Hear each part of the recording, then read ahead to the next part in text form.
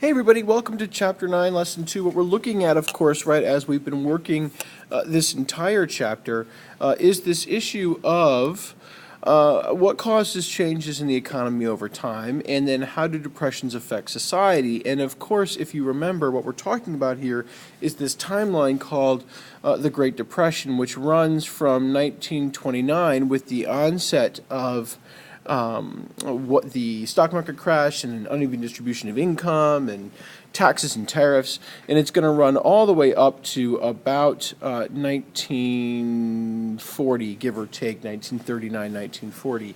And what we're looking at, or what we have looked at, of course, are some of the origins of the Great Depression. And what we'll look at in this video is specifically some of the things that impacted Americans in the early years of the Great Depression. So we're talking essentially 1929 to 1932. Those are going to be the early years of the Great Depression, the years that we're talking about in terms of how our society's been impacted and what's going to create change in our economy. And we're going to start this conversation by just reminding you really quickly what's going on in America with our economy. By 1932, 30,000 companies have closed. 1 out of every 4 Americans is out of work. And we have almost 1,500 banks closed by 1930 alone. So we have an economy where there is very little money available to people because they are unemployed. And as a result, we have so many people unemployed that things are going to become catastrophic for them. So what we see here first and foremost are Americans worrying about what they need to survive, right? And if you remember that, you know what that's called, right? That's called the cost of living. And Americans are really struggling just providing even for this cost of living. Many of them end up in what you see circled right there beneath my head, a bread line, where they are stuck asking others for food, whether that's a soup kitchen that's provided for them by people or churches or other private groups. And if you didn't get food at these places, many of these unemployed Americans went hungry. You know, and when you are hungry and you don't have a job, you can't pay your bills like rent or mortgage, right? Those are loans or money that you owe someone else. So, you know, you've got people that can't afford to stay in their house. You've got people that can't afford to pay their landlord. So what do? You don't want to leave, but the reality here is that you can't stay in this house that you can't pay for, or this apartment that you can't pay for. So you'll end up seeing bailiffs, court officers evicting, forcing people out onto the streets. And Americans are really having a hard time not just feeding themselves, but also finding a place to live, right? That's part of that cost of living. You know, one of the ways that we see this placed here, this is a quote right here that I'm circling in green. This quote is from an author, a guy named John Steinbeck, and he says that Americans are struggling in desperate circumstances. They live in these one-room shacks, 10 by 12 feet. They're very, very small shacks. There's no rug, no water, no bed. Many times it's a dirt floor, maybe a little stove. And ironically, these shacks and the towns of these shacks are called Hoovervilles, after the President of the United States, Herbert Hoover, because so many Americans are looking to the government to help them like they used to do when the government was progressive in the 19-teens. The government's not there for them anymore. You're going to see people truly desperate, searching for jobs, hopping on boxcars, becoming hobos. They are searching for work, doing whatever they have to do, looking for some way to provide for their own cost of living.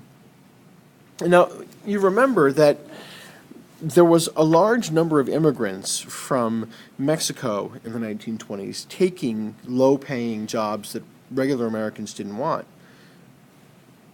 Well, now all of a sudden, the nativism of the 1920s applies not just to Europeans and Asians, but also to those Mexicans that it didn't apply to before.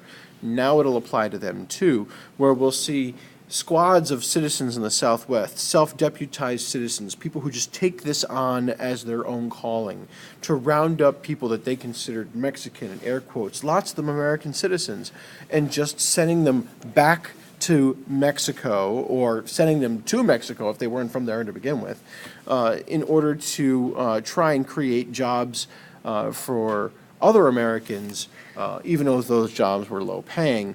So you can see that American society here is really kind of tearing itself apart at the seams over so many of these cost of living issues. And it's not just Americans that live in cities that face this, it's also Americans that live out in the countryside as well.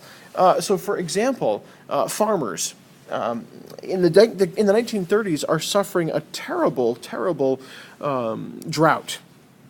10 years long. Now, we've had a drought here in Pennsylvania for one summer. A couple of years ago, we had a drought that lasted for 3 or 4.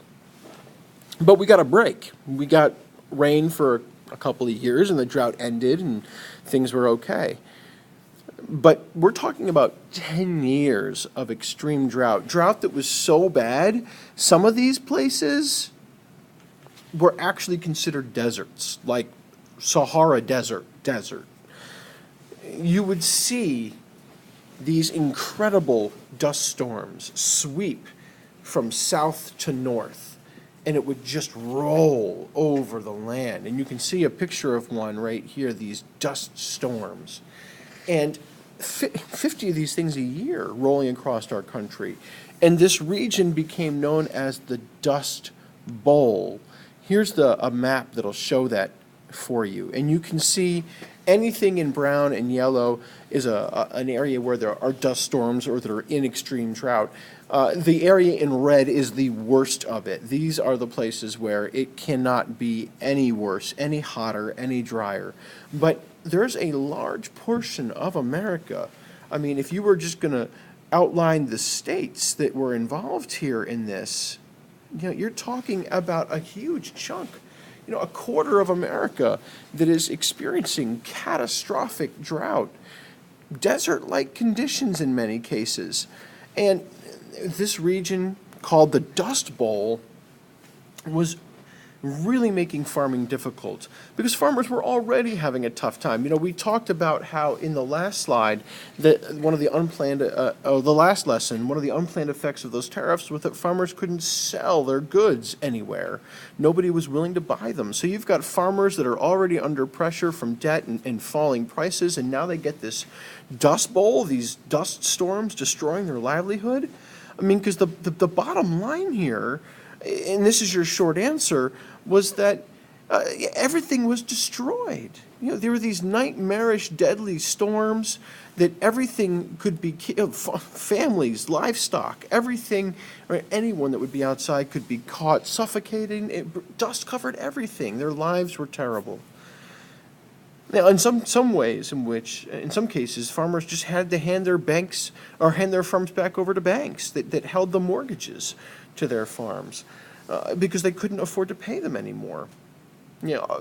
When you have huge chunks of people like this, whether it's in rural areas on farms like the Dust Bowl or in cities across America, these people, they're penniless. So what do you do when you're penniless? You go looking for work. And a lot of these farmers, a lot of these people went looking for work in California because they had heard rumors that maybe in California they would be able to find farms that would take them on as laborers, if nothing else. So you've got a lot of desperate Americans, a lot of sad Americans, a lot of Americans in need of something, in need of an escape. And you'll see Americans search for this escape in lots of different ways because life is so difficult for them. Some of these Americans are going to search for their escapes in radio programs. Some are going to look at movies because people can see comedy or adventure there to kind of take their minds off things like the Marx Brothers. You're going to see soap operas cater to women who are struggling at home trying to connect with them and understand their stories. You're going to see people try and document this existence with photojournalism, with people like Dorothea Lange and Margaret Burke White, who capture the experience of America in the Great Depression, so we as Americans don't forget what it was like. Even artists, people that paint for a living, were capturing the hard work and livelihoods of Americans at the time, like the painting that's just over here next to my head, American Gothic, painted by Grant Wood. It pays tributes to the suffering and the difficulty that Midwesterners have, and the fact that they will not give up in the face of incredible hardship. And you can see that hardship on their face. You can see that hardship and that willingness to work in their demeanor. So, that's I feel like a pretty good summary of how life was being changed in cities and farms in America in the early years of the Great Depression, and I think we can do some more with this coming up in the next lesson and in class.